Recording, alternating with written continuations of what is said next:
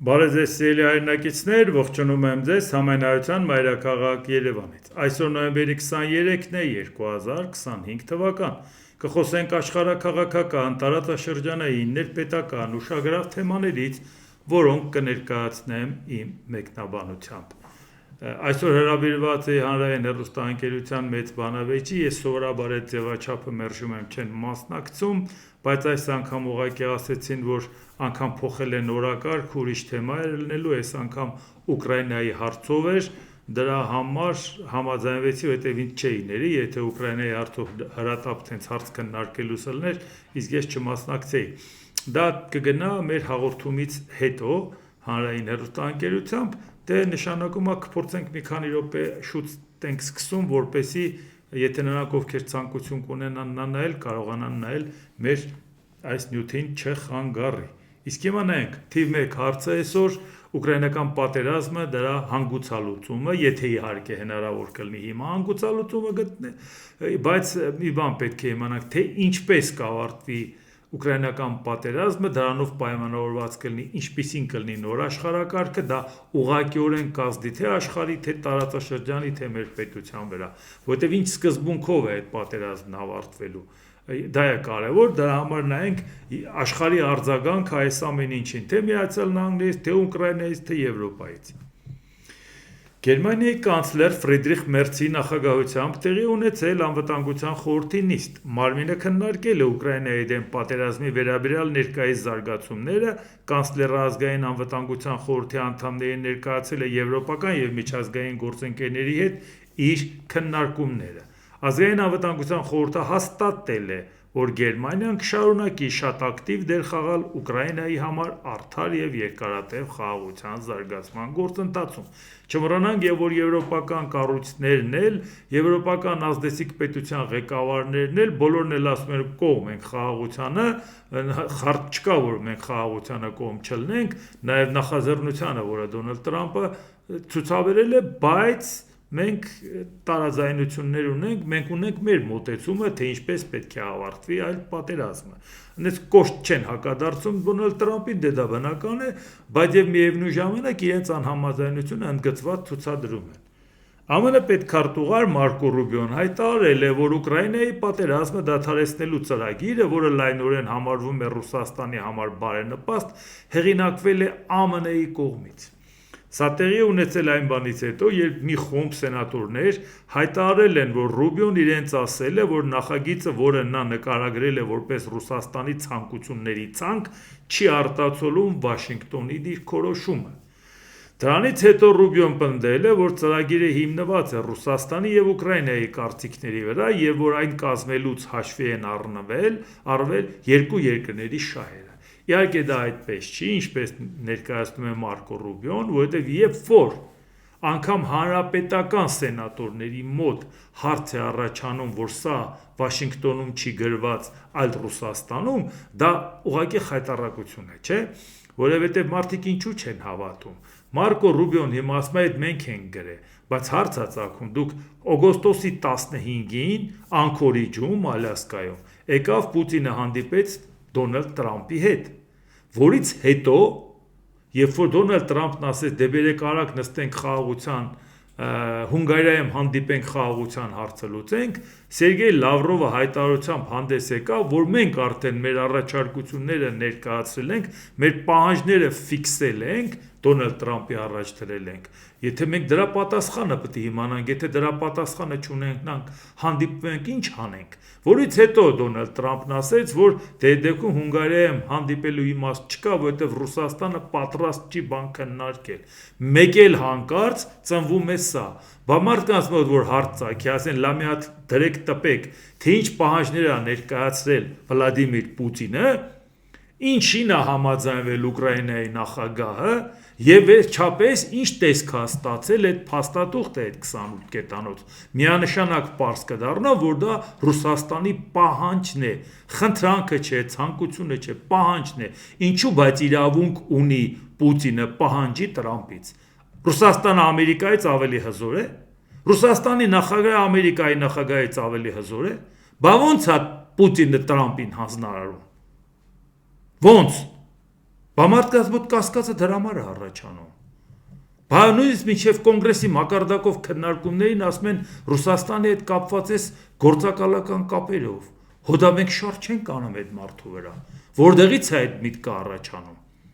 որ դու այսօրվա դրությամբ, եթե խոսում ես խաղաղության մասին եւ ուզում ես այսպես ցույց տաս, որ այդ խաղաղությունը գնում ենք ոչ ոքի, էլի այսպես ասած, դե մի բան թող Ռուսաստանը զիջի, մի բան Ուկրաինան, դրանք մի կողմ, որ Ռուսաստանի զիջելը չենք տեսնում,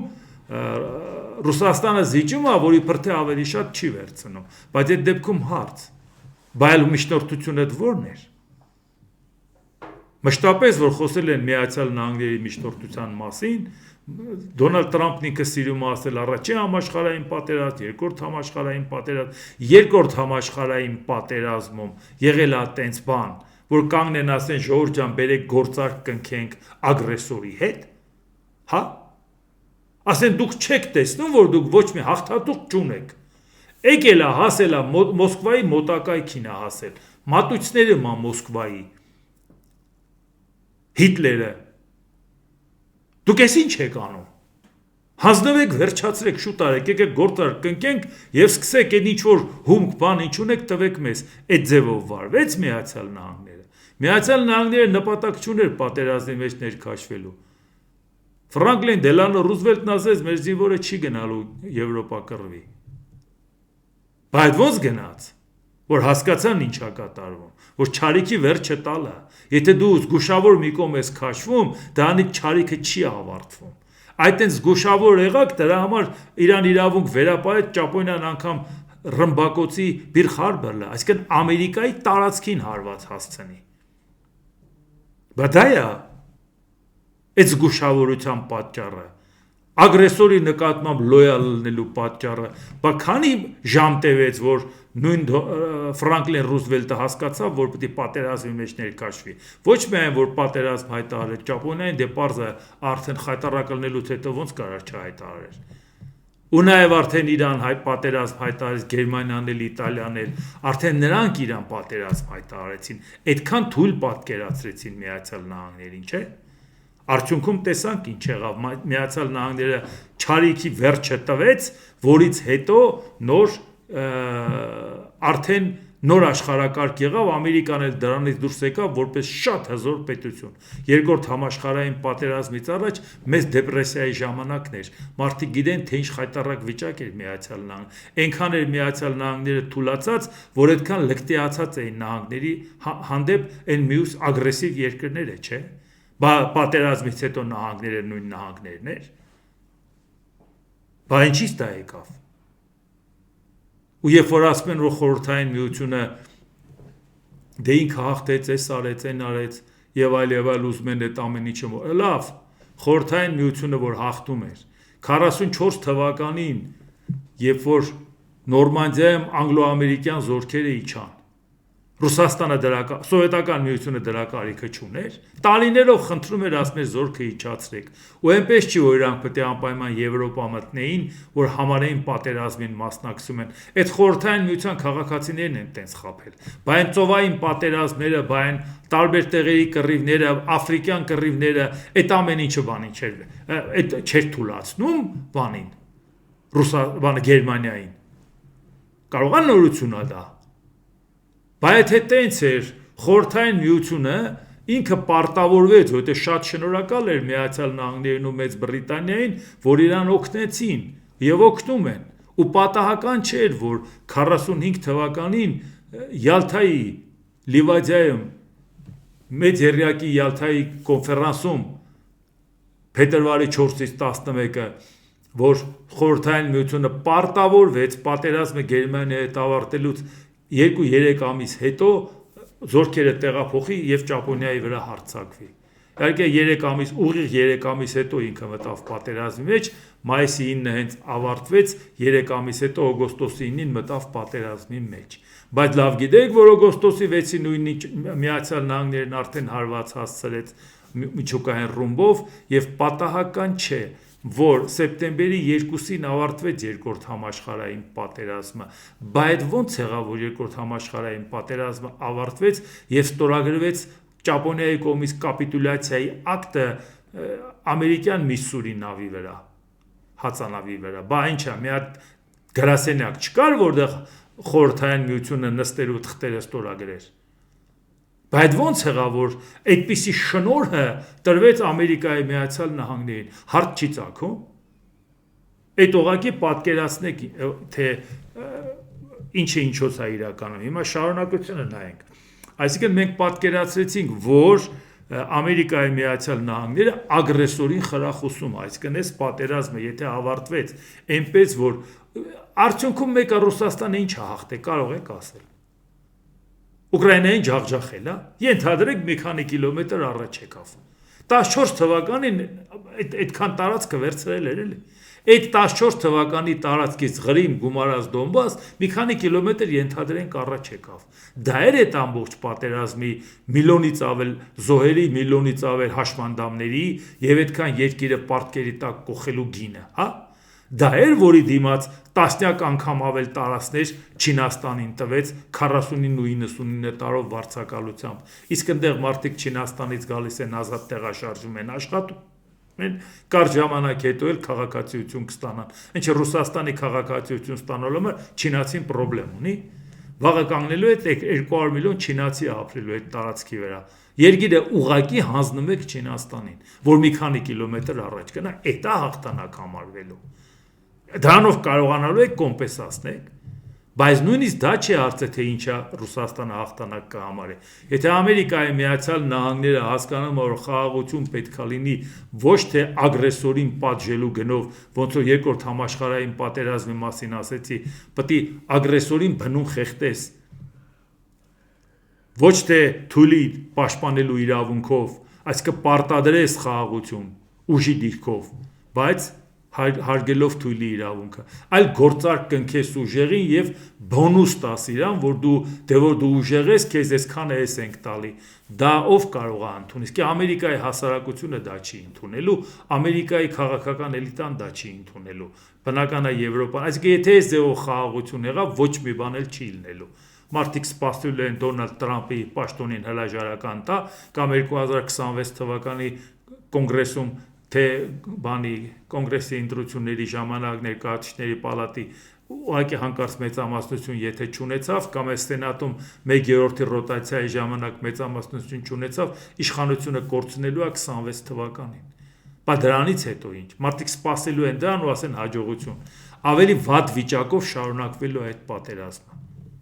Դա չի դադարել այդ պատերազմը։ Դա համար մարդիկ հարց են տալիս, արածը ինչ է։ Որից եւ Ռուսաստանն է դժգոհ եւ Ուկրաինան։ Ռուսաստանն էլ ասում է պատերազմը դադարեցնեմ, բա հասարակությանս ինչ բացատրեմ, ինչի համար էր այս կռիվը, որ ինչ ելներ։ Ուկրաինան ՆԱՏՕ-ի անդամ չդառնար, այդ ընթացքում Ֆինլանդիան ու Շվեդիան դառնային, հա։ Այդ ընթացքում Թուրքիան գար մտներ Ադրբեջան ու դառնար ՆԱՏՕ-ի անդամ, իր հարավային դարպաս դառնար Ռուսաստանի համար, այն էլ ինքը Թուրքիային մտցրեց։ Այդ էր պայքարը։ 100 տարով թշնամի դառնալ էր Ուկրաինայի պայքարը։ Ամենամարտունակ բանակ ստեղծելն էր Ուկրաինայի, բա որոշել էիք դենացիֆիկացիա անեք, բանա ապառազմականացում անեք, դա ձեր արած ապառազմականացումը։ Եթե հեսա պատերազմի արդյունքը, բայց եթե տարածքային կորուստ ունեցավ Ուկրաինան, նշանակում Ամերիկայի Միացյալ Նահանգները, որը երաշխավորն էր Եվրոպայի անվտանգության, որը առանձին փաստաթղթով երաշխավորն էր Ուկրաինայի անվտանգության ու տարածքային ամբողջականության ու ինքնիշխանության, Ամերիկայի հեղինակության հարցն է դրած։ Վաղը Դոնալդ Տրամփի որևէ թիմակից չի կարող շարունակի Տրամփի քաղաքական գիծ ինչն է շարունակելու։ 26 թվականից եթե կոնգրեսում մեծամասնություն չունեցան, անընդհատ իրանց արած քայլերը տորպեդահարվելու է։ Ինչ են անելու։ Բան չեն անելու, հետո գալու է Դոնալդ Տրամփի թիմակիցն ասի, եկել եմ Դոնալդ Տրամփի բան չարածը շարունակեմ։ Պարզավորից հանրապետական կուսակցությունը թեկնածու առաջադրի, Դոնալդ Տրամփի ադմինիստրացիայից ոչ մեկին չի առաջադրի։ Այդ որ իրանց հույսեր են տալիս փոխ նախագահ կամ պետքարտուղար, ուղղակի չի առաջադրի, որպեսզի մաքրվի դրանից նորեջից սկսի։ Էլ չեմ ասում, որ դեմոկրատները պետք է փորձեն հասնեն հաջողության։ Մի խոսքով, արդյունք հերթականությամբ դա շատ կարևոր հարց է, ու մեզ համար է շատ կարևոր, դրա համար անընդհատ անդրադառնանք այս թեմային։ Եվրոպական խորհրդի նախագահ Անտոնիո Կոշտա Ուկրաինան կարգավորման հարցով ԵՄ արտակարգ գագաթնաժողով տեղի կունենա նոյեմբերի 24-ին Անգոլայի մայրաքաղաք Լուանդայում։ Ես ԵՄ 27 երկրների ղեկավարներին հրավիրել եմ Ուկրաինայի հարցով հատուկ գագաթնաժողովի։ Կոշտան նշել է, որ հանդիպումը տեղի կունենա Եվրամիություն Աֆրիկյան միության գագաթնաժողովի շրջանակներում, նշելով, որ Եվրոպան պատրաստ է իր ներդրումն ունենալ ապագա աշխարհի կայունության ապահովման գործում։ Այսօր Կոշտան Եվրահանձնաժողովի նախագահ Ուրսուլա ֆոն դեր Լեյենի եւ մեծյոթնյակի մի քանի երկրների ղեկավարների հետ միասին Հարավային Աֆրիկայում կայացած մեծ 20-յակի գագաթնաժողովի շրջանակներում քննարկել են ԱՄՆ-ի կողմից առաջարկված Ուկրաինայի վերաբերյալ ծրագիրը։ Բանակցություններից հետո արված համատեղ հայտարարության մեջ նշվել է, որ ԱՄՆ ծրագիրը կարող է ծառայել որպես կարգավորման հիմք, բայց պահանջում է հետագա մշակում։ Այո, թեկուզ կոռեկտ ձևով, բայց իրանց անհամաձայնությունը ներկայացնում են։ Ուկրաինայի դաշնակիցները Հարավային Աֆրիկայում մեծ 20-յակի հանդիպման ժամանակ քննարկել են ԱՄՆ խաղաղության պլանը եւ հանդես են եկել համատեղ հայտարարությամբ, որում նշել են, որ այն լուրջ լրամշակման կարիք ունի։ Հիմա շարունակությունը հենց ներկայացնում են այն Կոշտայի խոսքերով էր ասում, սա էլ արդեն որպես հաղորդագրություն ներկայացում է։ Մենք հստակորեն պաշտպանում ենք այն սկզբունքը, որ սահմանները չպետք է փոխվեն ուժով, այն ինչի մասին, որ մենք խոսում ենք։ Մեզ նաև անհանգստացնում են Ուկրաինայի զինված ուժերի առաջարկվող սահմանափակումները, որոնք կարող են Ուկրաինան խոցելի թողնել ապագա գրոհի առջև, նշել է առանցքային եվրոպական երկրներից, ինչպես նաև Կանադայի եւ Ճապոնիայի ղեկավարների համատեղ հայտարարությունում։ Մի հատ հարց է ծագում, Դոնալդ Տրամպը ասում է, ես Եվրոպայի հետ գործ չունեմ, մեզ օվկիանոս է բաժանում, գնացեք ձեր ռազմական ծախսերը հասցրեք համախառն ներքին արդյունքի 5%-ի չափով, բայց չմոռանանք, ՆԱՏՕ-ն ստեղծվել է Եվրոպայի անվտանգության համար, նպատակը դա է եղել, համաշխարհային անվտանգության համար չէր, հենց կոնկրետ նպատակային Եվրոպայի անվտանգության։ Հիմա ՆԱՏՕ-ին ասում ես դու զինվի 5% ծախսարա, զինվի, ինչի պետք է ես քո փոխարեն Եվրոպայի անվտանգության համար ծախսեմ։ Հիմա մարդիկ 5% իրանց ճղելով ուզում են հասցնեն 5%-ի։ Մեկ էլ ասում է Ռուսաստանի վրա չհարձակվեք, գործ չունեք։ Եթե Ռուսաստանը ձեր վրա հարձակվի, ես ինչ գործ ունեմ։ Ուկրաինայի նման եկեք գործարք կնքենք։ Լոնդոնի կեսը կտրենք, վերցնենք։ Հետո մյուս կեսը սենց անենք, հա։ Բամարդեք հարց են տալի, որ 5% պետք է զինվենք, Ռուսաստանի հետ պետք է չկռվենք։ Այդ իրար դեմ եք կռվելու։ Եվրոպան զինում է, որ իրար դեմ կռվենք։ Լուգեկան ո՞րն է։ Դուք զինվեք, ձեր հարցերը դուք լուծեք։ Բայց սպասեք, հա, սպասեք ես մի հատ Ռուսաստանի հարցերը լուծեմ, օգուտ Ռուսաստանի, նոր մնացածը դուք ինչ անում եք արեք։ Ի որ պարտքերն է փակում Դոնալդ Տրամպը Ռուսաստանի նախագահի հետ։ Ինչ մութ կապերի պարտքեր է փակում։ Մարդկանց մոտ այդ հարցը չի ծագում, թե կարող է թվում է մենակ մեր մոտ է ծագում։ Բա որ մեր մոտ է ծագում, այդքան հարցը Ամերիկայում Իրանով ովքեր են տալի։ Եվրոպական առաջատար երկրների առաջնորդները Վաշինգտոն են ուղարկել Ուկրաինայի հակամարտության կարգավորման իրենց առաջարկների նախագիծը։ Եվրոպացի առաջնորդները ուրբաթ երեկոյից աշխատում են հակաառաջարկների վրա, նրանք պատրաստ են իրենց սեփական աշխատանքային փաստաթուղթը պատրաստել են, դա ԱՄՆ-ի պլանի վերանայված տարբերակն է։ Մարդիկ իրանց առաջարկություններն ասում են սա է։ ԱՄՆ նախագահ Դոնալդ Տրամպը գրել է, որ կանգնեցրել է 8 պատերազմից 5-ը անմիջականորեն սակագների կիրառման սպառնալիքի ներքո։ Հիմա սա էլ ինչի համար ասում։ Հիմա պատերազմը սակագների սպառնալիքի ներքո կանգնեցել է, որովհետև վախենում է դատական համակարգային ու ամենիվ դատական հայցերով համարեն, որ ինքը իր լիազորությունը գերազանցել է, փորձում է հասարակությանը ցույց տա, որ ես ձեզ համար փող եմ ստեղծում, տես սրանք ինչեր են ուզում անեն, ձեր լավը չեն ցանկանում, էլի ժողովուրդ ջան, ձեր հաջողությունը չեն ուզում, ես ամերիկյան դատարանները կամ իրանց ուզածը ինչա չենք հասկանում։ Հիմա բացատրում է, թե ինչ կարևոր, այսինքն փաստորեն սակագնային քաղաքականության նպատակը պարզվում է պատերազմը դադարեցնելն է։ Բա ասեիք ամերիկացի ժողովուրդն իմանար, որ դա ընդհանրապես գործիք է պատերազմը դադարեցնելու, ժողովուրդ ջան։ Բայց մարդիկ է սպասում են արդյունքին սակագների։ Պարզվում է, չէ, սխալ եք հասկացել։ Դանով կռիվ ենք դադարեցնում, այսենց վախացրել ենք, ասել ենք սակագինը կբարձրացնենք, լեղաճակեղած պատերազմը դադարեցրել են։ Այդ որ պատերազմն են դադարեցրել, որտեղ է տենց խաղաղություն։ Այդ բոլոր 8-ից 8-ն էլ խաղաղ են, որից մեկը նա նայում ենք Թայլանդն ու Կամբոջան ինչ են անում։ Հիմա հետո մնացածն էլ կասենք, ըստ Տրամփի սակագների շնորհիվ ԱՄՆ-ն ստանում է տրիլիոնավոր դոլարներ։ Լավ, հիմա այս թիվը որ ասես, տրիլիոնավոր դոլարներ ստանում է։ Բարմարտիկ ասեն, այդ տրիլիոնավոր դոլարները ցույց տուր։ Բա պետական պարտքը տաճում է, հա։ Բա ուր է գնում այդ տրիլիոնավոր դոլարները։ Բա մեկ խոստացել էր, որ ժողովրդին ամեն մեկին $2000 տա։ Ձայնից առաջ էլ ասում է դե պարտքեր պետք է փակենք, դրա համար ենք այդ փողերը հավաքում։ Ի վերջո հիմա ուզում է արդարացնի իր վարած քաղաքականությունը,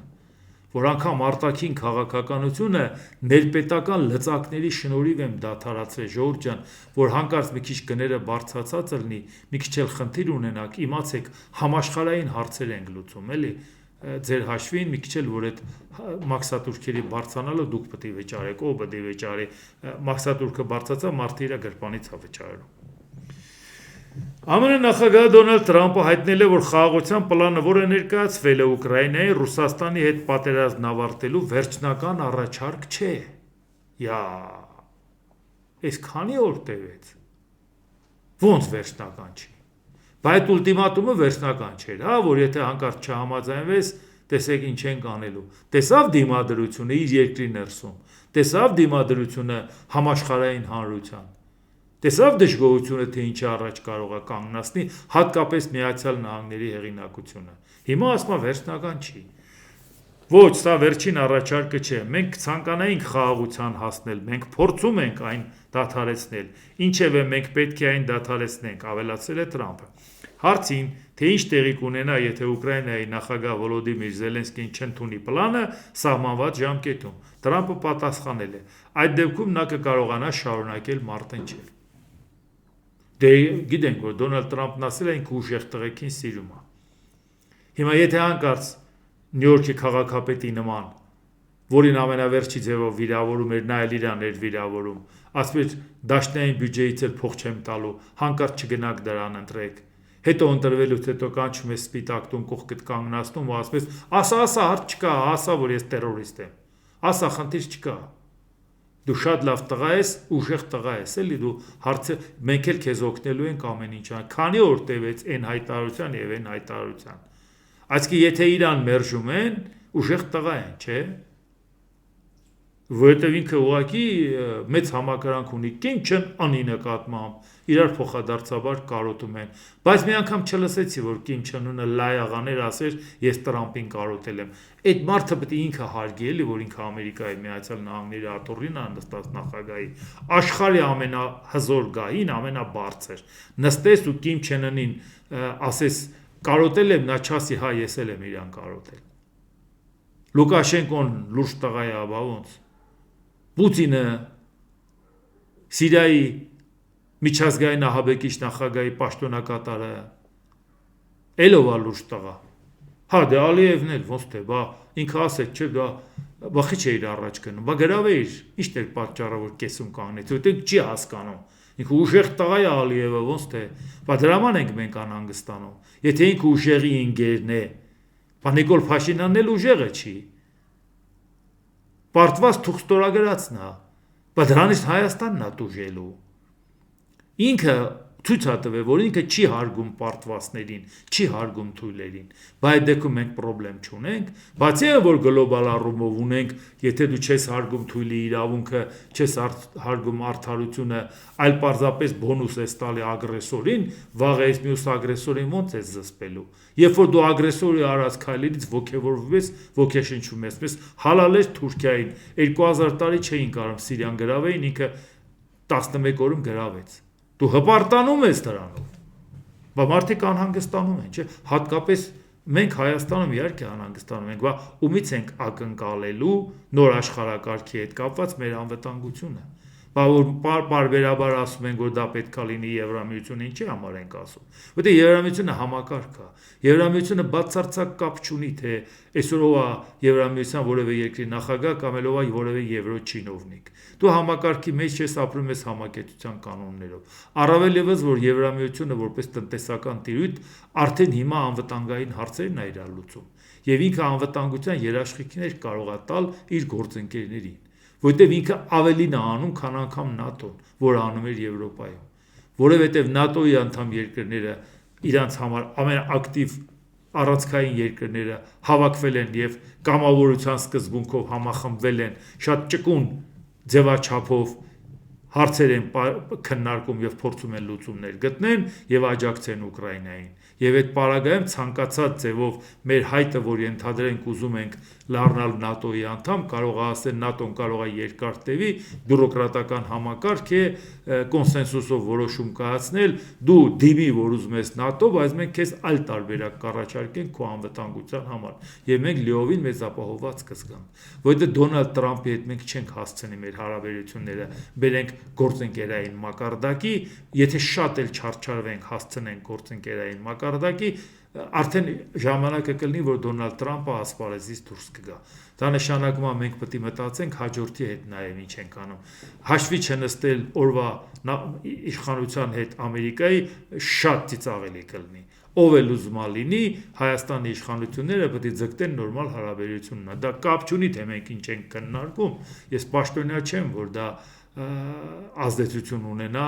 մենք ուղղակի ուզում ենք հասկանանք ինչի առաջ են կանգնած, բայց մեր իշխանությունները այո պետք է չարչարվեն հարաբերությունները կարգավորեն այսօրվա Դոնալդ Տրամփի ադմինիստրացիայի հետ, բայց մտածեն, որ հաջորդը կարող է ուրիշ եւ այդ ամեն ինչը ինչ որ նա պայմանավորվի Հայաստանի հետ կապված շարունակություն կարող է չունենալ իր ծրագիրը, այնպես չլինի, որ հիմա էլ ոտու գլխով մերոնք գցվեն Տրամփի ուղին, Տրամփ անընդհատ առավոտեցիրի գոհասեն, մեկ է շուրջ անտենան, որ մինչև այդ ճանապարհը սարքել արդեն Տրամփը այլ ազդեցություն չունի այդ ճանապարհի վրա էլ հարավային Կովկասում էլ հանկարծ տենց խնդիր կամ ցանկություն չունի, որտեղ արդեն հասկացավ, որ դա չի ստացվում։ Այդ ժամանակ մենք պատրաստ լինենք մտածենք, թե մենք ինչ ենք անելու։ Ուկրաինայի նախագահ Վոլոդիմիր Զելենսկու կողմից նշանակված պատվիրակությունը սկսել է իր աշխատանքները Ժնևում։ Պատվիրակության ղեկավարն է Ուկրաինայի նախագահի աշխատակազմի ղեկավար Անդրեյ Երմակը։ Երմակը հայտնել է, որ արդեն իսկ անցկացրել է իր առաջին հանդիպումը Մեծ Բրիտանիայի, Ֆրանսիայի եւ Գերմանիայի առաջնորդների ազգային անվտանգության խորհրդականների հետ։ Հաջորդ հանդիպումը ԱՄՆ պատվիրակության հետ է։ Դրանից հետո իհարկե տարածվեց, որ Ժնևում մեկնարկել է ԱՄՆ-ի, Ուկրաինայի եւ Եվրոպայի բանակցությունները Դոնալդ Տրամփի խաղաղության պլանի շուրջ։ Իհարկե արդեն նոր ինֆորմացիա չունենք, թե ինչ են քննարկել, ինչ են պայմանավորվել, այնպես էլ չի, որ միանգամից ամեն ինչ պարզ կդառնա, բնական է, որտեղ այս հարցը դե շատ հրատապ լուծելու այդ ցանկությունը, որը ունի Դոնալդ Տրամփը, դա այդպես չի լինելու։ Դրա համար հիմա մենք ուշադրությամբ կհետևենք զարգացումներին։ ԱՄՆ նախագահ Դոնալդ Տրամփը գրել է. Ուկրաինայի ղեկավարությունը զրո երախտագիտություն է հայտնել մեր ջանքերի համար, իսկ Եվրոպան շարունակում է նավթ գնել Ռուսաստանից։ Հիմա սա ինչ մուննաթա Զելենսկու վրա։ Զելենսկին պետք է դադարեցնի Եվրոպայի նավթը։ Ոնց։ Ինչ լծակով։ Այսինքն սա Զելենսկուն մեղադրելու ինչն է։ Կամ ով է Եվրոպայի նավթ ստանում։ Հունգարիայի վարչապետը Վիկտոր Օրբանը, որին այդքան Տրամփը երես տվեց, այնքան երես տվեց, որ նույնիսկ Տրամփը արդեն Օրբանին ասում, Օրբանն իրան չի լսում։ Բայց եթե Օրբանը Պուտինի ճուտիկն է Եվրոպայում, տեսնում է, որ Դոնալդ Տրամփը Պուտինի դեմ խաղ չունի։ Բանան չի պետք է Դոնալդ Տրամփին լսի Պուտինի դեմ վատամարդ դառնա, որ դու այնքան մտերիմ ես Օրբանի հետ, որ ինքը գիտի ինչքան ես քեզ թույլ պահել, որ ինքը դա հասկացել է ավելի լավ է Պուտինի հետ լավ լինի, եւ դրանից չես վիրավորվում, նեղանում ես Զելենսկուց, որ բա Եվրոպան ուզում է քեզ պաշտպանի, բայց Եվրոպան նավթ է ստանում։ Եվրոպայից նա է նավթ ստանը, որ ամենամոտն է Տրամփի հետ։ Տրամփը ասում է, խնդրում եմ, մի ստացի, ասում է, չէ, պետք է ստանամ։ Բա ոնց եղավ, որ տենց ամենամոտ մարդը չի հարգում քեզ, որտեղ մոդիկից գիտի, թե ես ինչ ես անում։ Սիրտդ բացել ես Օրբանի մոտ, որ ուզում ես Ռուսաստանի հետ գործարք կնքես, որը քեզ համար շատ կարևոր է։ Բա ո՞ւմ եկի մոտ կանգնես։ Պուտինի գործակալի մոտ նստես պատմես, թե ինչքան կարևոր է քեզ համար Պուտինը։ Նայել են չի պետք է քո ասածը անի։ Իսկ հիմա նայենք, այդ պատերազմների, այդ լարվածությունների հետ կապված շարունակություն կա նաև մեզ վերաբերվող տարածաշրջան, չնայած այն ինչ որ ասում են, ամբողջը մեզ է վերաբերվում։ Իրանի արտգործնախարարության խոսնակ Էսմայիլ Բաղային ինչ է ասում, խաղաղ միջուկային էներգիայի ոլորտում Ռուսաստանի հետ Իրանի և Ռուսաստանի միջև համագործակցության ամրապնդման և զարգացման շուրջ համագործակցությունն ու բանակցությունները շարունակվում են եռանդով և լրջությամբ։ Ինչի պետք է չանի, որ Ռուսաստանի հետ։ Ինչ ունի վախենալու Ռուսաստանը, որ Իրանին չօգնի, եթե Ռուսաստանը կարա Տրամփին պահանջ ներկայացնի, ասի այս կետերը չանես, մենք չենք հանդիպելու։ Ռուսաստանի հետ միջուկային համագործակցության ամրապնդման շուտ բանակցությունները շարունակվում են։ Իրանի արտգործնախարար Աբբաս Արաղչին ասել էր, դա էլ վերջերս էր ասել, որ ՄԱԿ-ի անվտանգության խորհրդի Իրանի դեմ պատժամիջոցներ սահմանող բանաձևերի վերականգնումը բացասաբար չի ազդի Մոսկվայի և Թեհրանի համատեղ միջուկային նախագծերի վրա։ Բայց ուշադրություն, Դոնալդ Տրամփն ասում է դուք սկի չպետք է հարստացնեք նույնիսկ խաղաղ նպատակներով։ Իրանն ասում է հարստացնելու եմ խաղաղ նպատակով։ Ասում է դե որ տենց էլի ես մի հատ կհարվածեմ։ Ասում է դե որ կհարվածես պատասխան կստանաս։ Եվ այդ ընթացքում չի թաքցնում, որ ինքը Ռուսաստանի հետ միջուկային ծրագրերը շարունակում է եւ հայտարարում է դրա մասին։ Այդ ինչ տենց գելիսիրտ կերավ Իրանը, որ տենց արեց։ Միշտ էլ ասում էր, որ մենք նպատակ ունենք, մենք իրավունք ունենք միջուկային խաղաղ ծրագիրն անելու, բայց տենց ակտիվ ձևով ցույց է տալիս, որ ես շարունակելու եմ Ռուսաստանի հետ նույնիսկ ՄԱԿ-ի պատժամիջոցների պարագայում, նույնիսկ Տրամփի հայտարարությունների պարագայում, սա ինչից է գալի, որ Տրամփը Ռուսաստանի հետ խաղեր է տալի։ Դե եթե Ռուսաստանի հետ դու խաղեր ես տալի, ուզում ես լավ լնես, հետո Իրանը ինչի պետք է հարաբերությունը վատացնի, որ հետո էլ Տրամփն ասում է ուզում ենք գործարք կնքենք Իրանի հետ, կարծում ենք դա հիանալի կլինի։ Հիանալի կլինի, բայց նա ասում է դե մեր պայմանով գործարք կնքի, եթե դու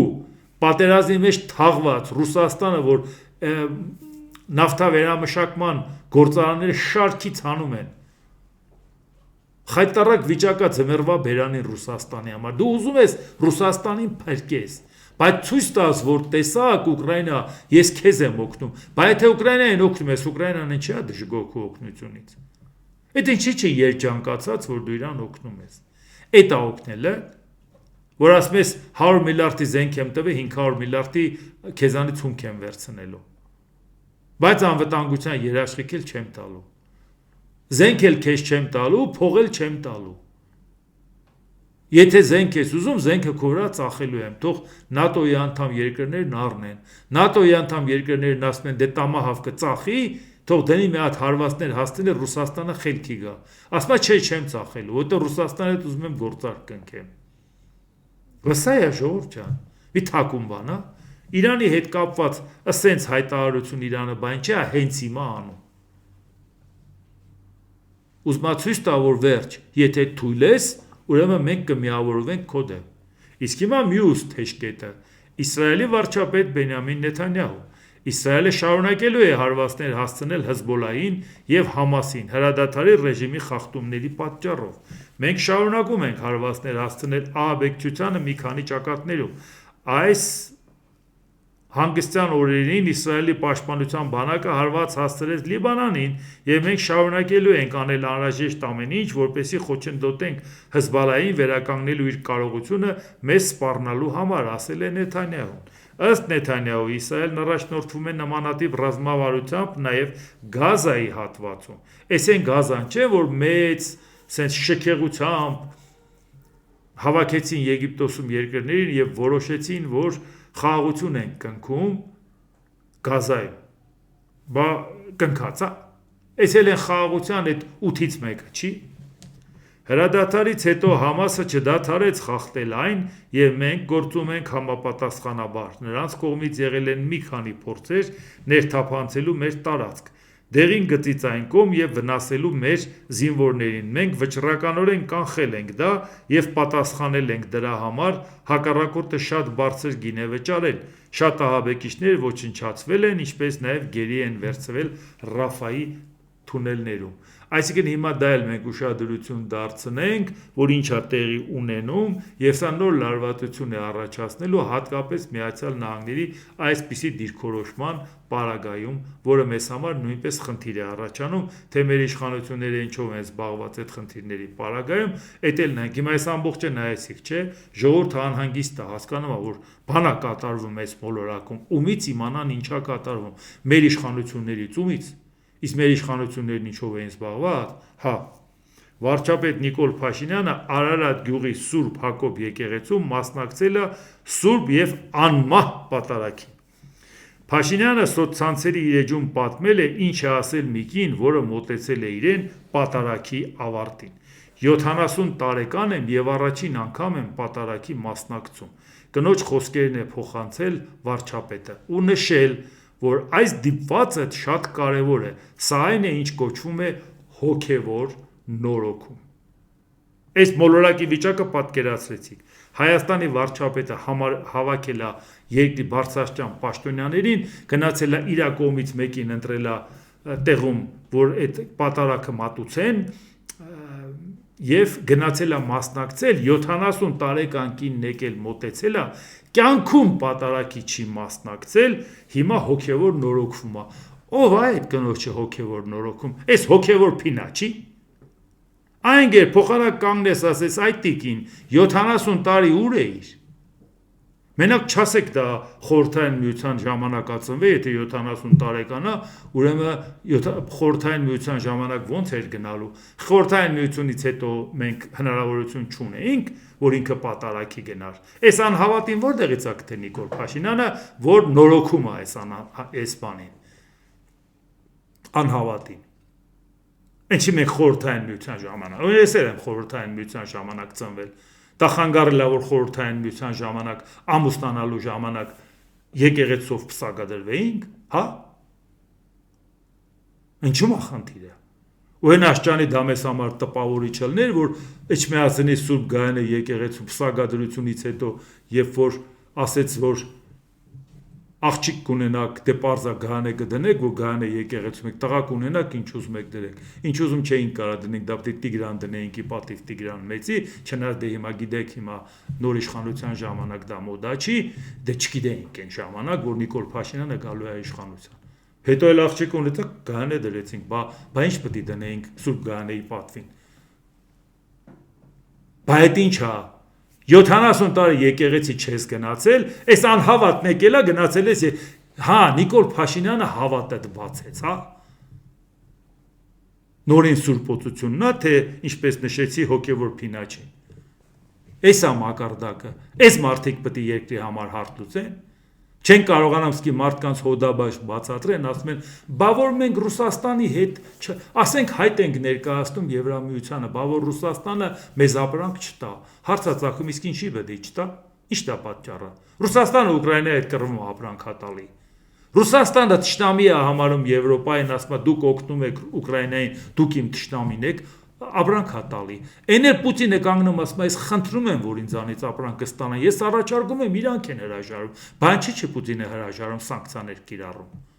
Որևէ մեկը մի հատ չի ուզում հաշվարկի, օրինակ ենթադրենք, մենք ԵԱՏՄ անդամ չենք, մեր ապրանքը Ռուսաստանը չի ուզում, այսինքն Ռուսաստանը մեզանից ապրանք է ուզում միայն նրա համար, որ մենք ԵԱՏՄ անդամ ենք, հա։ Դա է պատճառը։ Մեր ապրանքի կարիքը ինքը չունի, թուղթ ենք ուղարկում, պեչատում է հետ ուղարկում կնիքում, հա։ Բայց այդ հաշվեք, Ժողովուրդ ջան, բերեք ասեք, հարգելիներս, եթե մենք չլինենք ԵԱՏՄ անդամ, չենք ունենա այս արտոնությունները, մենք եք կանգնենք ասենք, բայց կարող է զուգահեռաբար ունենանք ուրիշ արտոնություններ։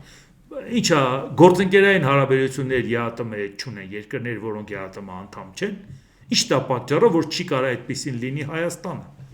Ինչու պետք է անմիջապես ինքը իր պայմանագրային պարտավորությունները դադարեցնի, եթե իրան ձեռնտու է Հայաստանից ապրանք ստանա կամ Հայաստանի վրա ապրանք վաճառի։ Խնդրում է, որ իրանից ապրանք առնեն։